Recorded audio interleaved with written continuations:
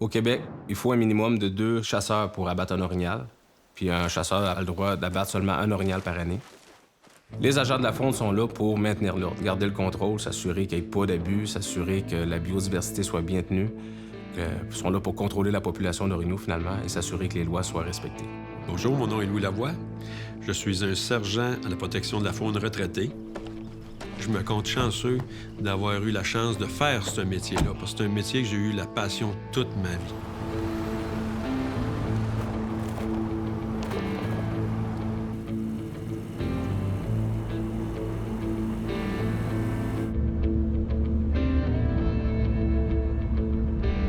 Un matin, je montais au bureau. Journée qui s'annonçait ordinaire, une journée comme tous les jours. Je croise un véhicule, 3 têtes d'orignal sur le véhicule.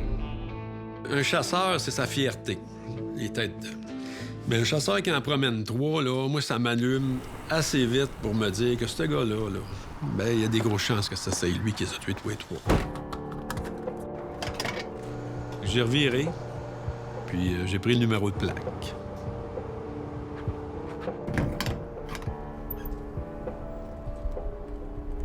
Des gens que l'adrénaline, pour eux, c'est de défier la loi, défier les agents de la faune.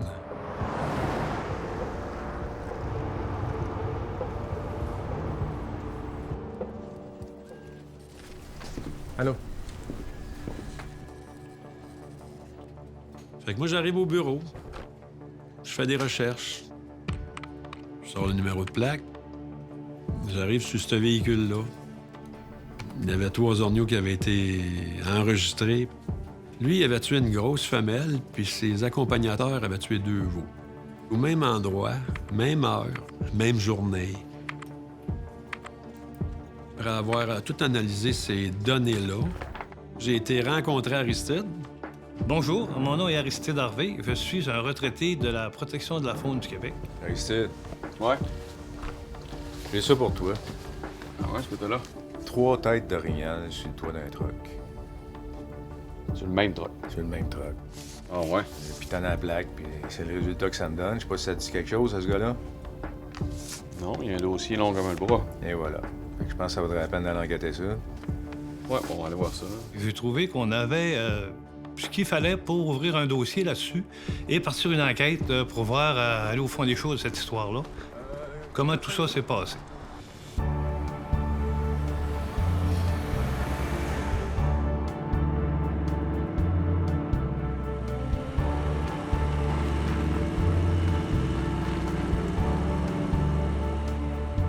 On a pris un petit chemin de bois.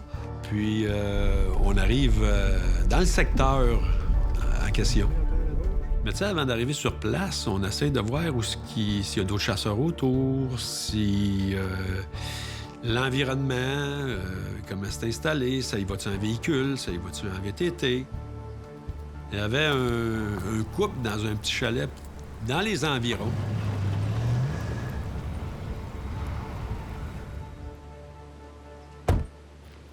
Bonjour, monsieur. Fait que quand on arrive là, on commence à jaser avec. Est-ce que vous avez remarqué quelque chose de particulier? Avez-vous vu des choses? Il était réticent un peu à nous parler parce que il avait peur un peu au présent, il avait peur que ça se sache que c'est lui qui parle, il avait peur, toutes ces peurs-là, qui sont très légitimes aussi, dans le fond. Mais en le convainquant que finalement, s'il nous parle à nous, il se rend service à lui. On me demande si la chasse a été bonne, si ça a été... Ah, du moins, ça n'a pas été bon. Mais il dit, mes voisins, ils ont l'air d'avoir chassé.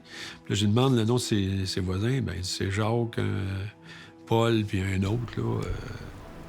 Ce que j'ai compris de notre monsieur, c'est que depuis 5 ans, là, la chasse est plus très bonne pour lui. Fait que là, à un moment donné, à force de discuter avec, ben là, il s'est mis à table.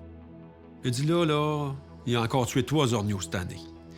Puis là, il a commencé à nous raconter un peu comment ça s'est passé. Un cateau, d'accord. Il a vu passer Jacques le matin. Il l'a vu monter. Le matin, de bonne heure.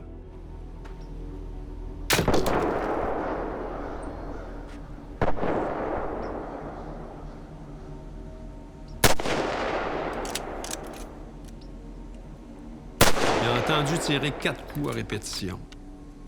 Puis là, il l'a vu à peu près 15-20 minutes plus tard redescendre à grande vitesse Il est allé chercher ses compagnons de chasse. T'as peu. Le pick-up gris? Camionnette grise. Ouais, avec un trailer.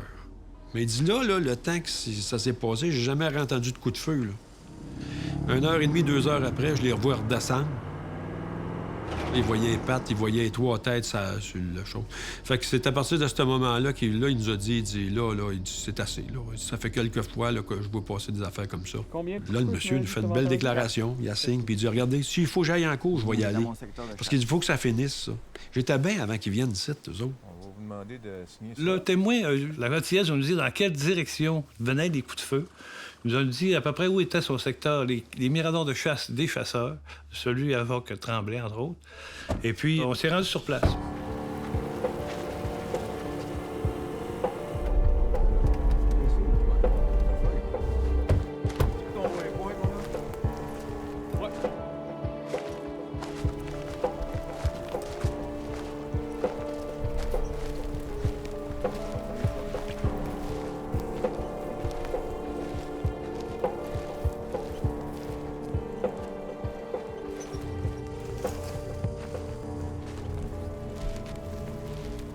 Fait que là, on arrive à la cache.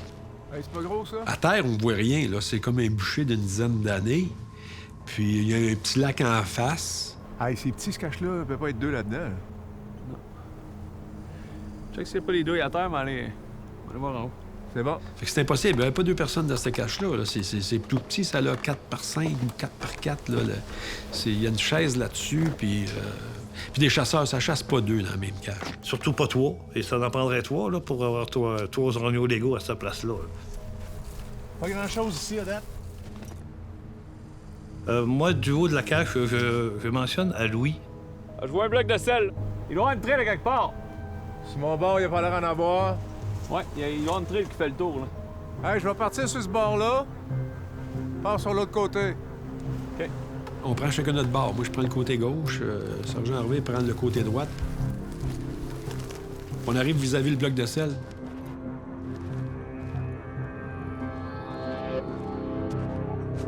Il y a 3 panses d'orignal distancées d'à peu près une vingtaine de pieds chaque, même distance avec le bloc de sel. On a dit là, ça y est, il s'est passé de quoi ici. Puis il dit, ça peut pas venir du sol, là, avec toute la pousse de bois qu'il y a là. Ça peut pas tirer du sol, c'est bien trop sale, on voit rien.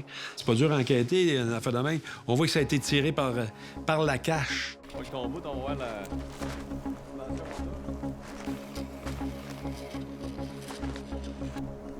OK, 16 pieds et demi.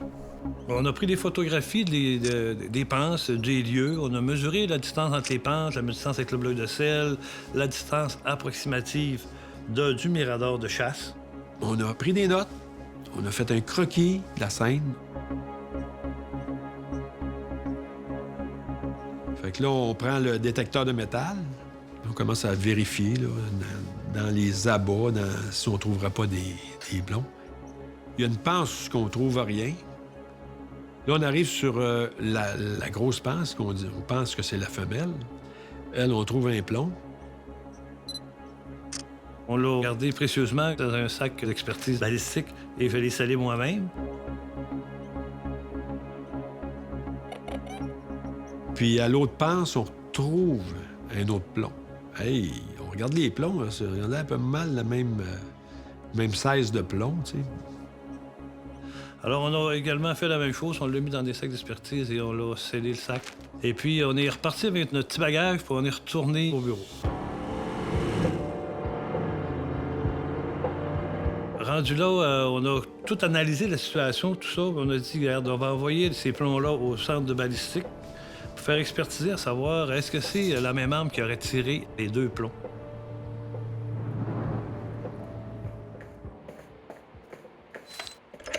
Dans le cas d'une expertise en arme à feu, la première chose à faire lorsqu'on reçoit des éléments de munitions, donc soit des projectiles ou des douilles, c'est de les analyser. On va devoir les peser, les mesurer, pour pouvoir déterminer, en fin de compte, leur calibre nominal et leur fabricant. La deuxième partie de l'expertise, on va se focaliser sur les traces qui ont été laissées par l'arme à feu en soi. Donc on a un canon qui est rayé, qui va laisser des stries sur le pourtour du projectile, qu'on appelle des microstries. Pour observer ces petits stries, on va devoir utiliser un macroscope, voire un microscope comparateur, pour pouvoir les analyser et ensuite les comparer pour savoir s'ils ont été tirés par une même et unique arme ou pas. La conclusion de cette expertise, basée sur les traces que nous avons pu observer sur ces 2 projectiles, donc les petites stries, soutiennent de l'ordre de 1000 fois plus probable que ces 2 projectiles ont été tirés par une même et unique arme plutôt que par 2 armes différentes. Une fois qu'on a reçu le résultat de l'expertise, on avait la certitude que les 2 plombs avaient été tirés par la même arme. Fait que, oh, OK. Puis il dit, c'est du .30. Fait que ça nous amenait à Jacques, que lui a une 308. Il a enregistré sa femelle avec une 308. Puis les 2 autres bêtes avaient été enregistrées avec des 7 mm. Ça fait qu'on a considéré qu'on avait suffisamment de preuves pour obtenir un mandat de perquisition.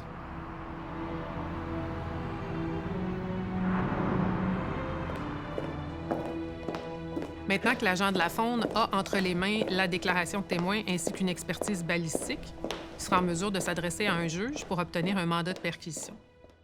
Le mandat de perquisition peut servir à saisir, par exemple, une arme à feu qui aurait été utilisée dans le cadre de l'activité de braconnage. Un juge décernera un mandat de perquisition à partir du moment où il a des motifs raisonnables de croire qu'il y a une infraction qui a été perpétrée et que la chose qui est recherchée se trouve à l'endroit où on souhaite perquisitionner. Le mandat de perquisition va indiquer la personne qui est en charge d'exécuter la perquisition, la chose qui est recherchée, ainsi que le lieu où le véhicule ou la perquisition pourra être effectuée. Ce mandat-là était bon pour la 308 parce qu'il n'y avait aucun élément qui nous pouvait nous faire la demande d'une 7 mm. C'était pas du plomb de 7 mm qu'on avait là. La seule 308, c'était Jacques qui l'avait. On ne fera pas qu'une perquisition, on va faire aussi des interrogatoires. Il y a 3 orignaux. Puis légalement, ça prend 2 permis par orignal. Il y a 3 orignaux, donc il y a 6 personnes qui sont impliquées directement dans cette affaire-là. C'est tous ceux qui ont mis des coupons de transport sur les bêtes qui ont été abattues. Donc, pour pouvoir interroger 6 personnes, ça nous prend 12 agents. J'aurais besoin d'effectifs. Ouais, gros dossier, j'ai un triple abattage. J'ai 3 femmes interrogées puis 3 hommes. Pour tout communiquer ces informations-là, on s'est fait une réunion générale de tous les 12 agents. Pour les mettre au parfum, c'est quoi qu'on sait, c'est quoi qu'on a comme élément de preuve et quelles sont les preuves qu'il faut aller chercher lors des interrogatoires. Et la végétation, donc impossible que ça ait été tiré du sol. S'il n'y a pas d'autres questions, on se prépare, on s'en va? Là, l'après-midi, il se prépare. Il analyse le papier. Il se prépare à savoir qu'est-ce qu'ils vont avoir à dire aux gens. Le go, c'est à 6 h le soir. Fait que là, chacune des équipes, une demi-heure avant, s'en vont voir où ce qu'il faut qu'ils aillent pour pas chercher à la dernière minute.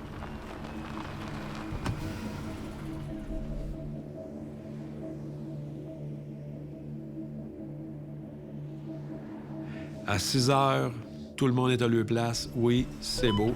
C'est un go! C'est un go!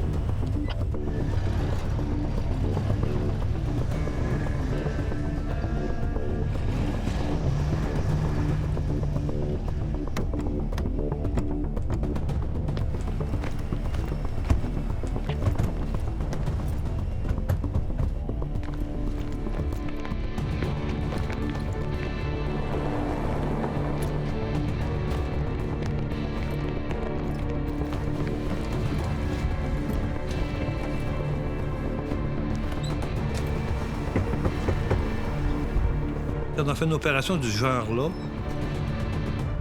il faut qu'on opère en même temps, de façon simultanée, pour pas que chacune des personnes puisse se téléphoner puis dire « tu diras ça parce que j'ai dit ça », puis qu'ils se montent une histoire, puis qu'ils viennent, autrement dit, tout fausser la vérité. Jacques, j'aimerais ça que tu me racontes ta chasse. Fini là, je te l'ai compté ma chasse déjà. Louis et moi, on avait le principal suspect, Jacques Tremblay, à interroger. Nous, ce qu'on fait, c'est qu'on demande à la personne, ben garde, conte-nous ton histoire. C'est la même chasse que je t'ai compté tantôt, là. J'arrive à la cache. Quelle heure qu'il était, puis comment t'as tiré de coup, puis t'étais où, puis tout ça. Puis on laisse aller, même si on s'aperçoit que c'est des erreurs flagrantes, c'est certainement pas vrai, c'est impossible que ce soit ça. On laisse aller, on laisse tout vider son sac. Quand il a fini son histoire, c'est là qu'on entre en jeu. C'est là que l'enquêteur doit sortir de nous pour aller chercher ce qu'on recherche. Genre, en même temps qu'on se parle, là, on a 2 autres équipes de travail là, qui parlent à tes oncles. Puis notre collègue qui parle à ta femme. Ton nom est sur le permis, là. Toutes les choses sont en ordre. C'est pas moi j'ai tiré dans l'autre. Vous savez que c'est pas la première chasse, là. Non. Ça a été une bonne année pour tout le monde, tabarnak. Donc, Jacques, il voulait rien savoir. Il dit, ah non, moi, c'est pas compliqué. Je vous l'ai dit tantôt, puis je vous le répète encore, puis arrêtez de me le demander, c'est toujours la même chose. C'est là que Louis, il a décidé de dire à Jacques, il dit... Là, on va arrêter de niaiser. Sais-tu qu'est-ce que c'est un rapport balistique?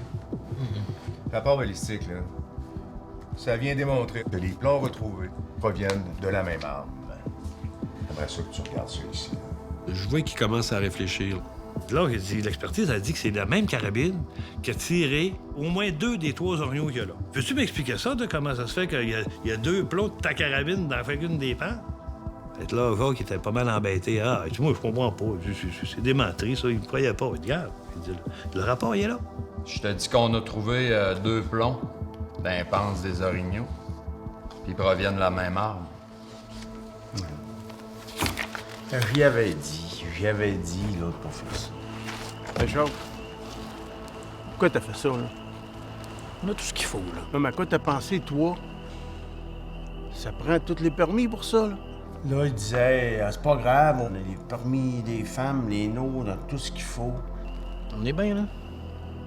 Tu vas-tu en prendre un? On va le faire, mais il n'est pas question que tu parles de ça aux femmes. Ça, c'est sûr que non. Ça ne donne rien qu'ils sachent ça.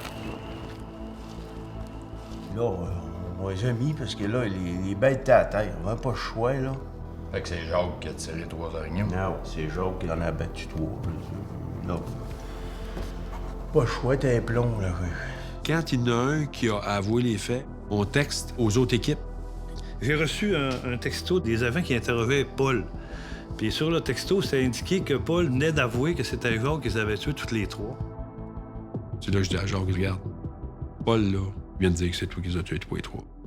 Puis c'est là qu'on a vu l'attitude à Jacques changer. C'est moi qui ai abattu.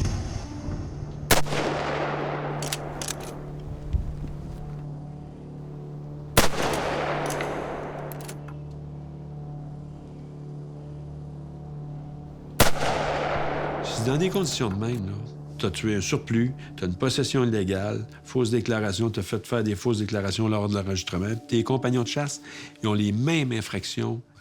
Fait que je dis, regarde, les conséquences, là, sont assez graves dans ce cas-là. On a saisi la carabine à Jacques. On a saisi les 2 veaux chez les 3 chasseurs. En sortant, Jacques nous a donné la main. Il dit, j'ai compris, il dit, j'ai fait une erreur. On leur a donné un procès-verbal de saisie. Et puis, on a remis ça à notre agent de liaison. Puis, une fois que tout est en place, on remet le tout au DPCP, là, au procureur de la Couronne, pour procédure. Les personnes qui ont participé à l'acte de braconnage ont plaidé coupables aux infractions d'avoir abattu illégalement le gros gibier, considérant qu'ils en ont abattu un nombre qui était au-delà de celui qui était prévu par la loi. Ils ont également plaidé coupables de possession illégale de ce gros gibier. Et ils ont finalement plaidé coupables à l'infraction d'avoir fourni un faux renseignement lorsqu'ils ont procédé à l'enregistrement de ces bêtes. Nous autres, on protège la faune, les agents de protection de la faune, mais on protège aussi la chasse. C'est un sport. C'est pas une boucherie. C'est un sport qui est noble quand il est pratiqué comme il se doit. La chose à faire dans une telle situation, c'est d'abattre le veau mâle. Si on s'aperçoit qu'il y a un veau qui est plus gros que l'autre, la plupart du temps, ça va être un mâle. Si on veut abattre un orignal, point de vue à court terme pour récolter de la viande et long terme pour avoir un bon cheptel, c'est d'abattre le veau mâle. De toute façon, ce veau-là, une fois rendu à l'âge adulte, il va aller se trouver un territoire ailleurs.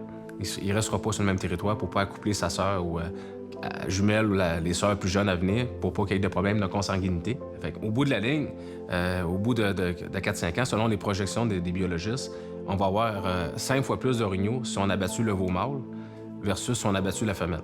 Tu sais, un dossier de même, les gens, la plupart du temps, prennent leurs responsabilités parce qu'ils savent. Ils commencent à comprendre que la chasse, c'est un loisir, mais là, il y a des circonstances qui amènent que là, ça devient plus une partie de plaisir. Nous, quand on se présente chez les gens, c'est pour avoir la vérité. On veut savoir ce qui s'est passé par rapport à ce qu'on voit. On voit la scène de l'abattage. C'est pas nécessairement une scène de braconnage.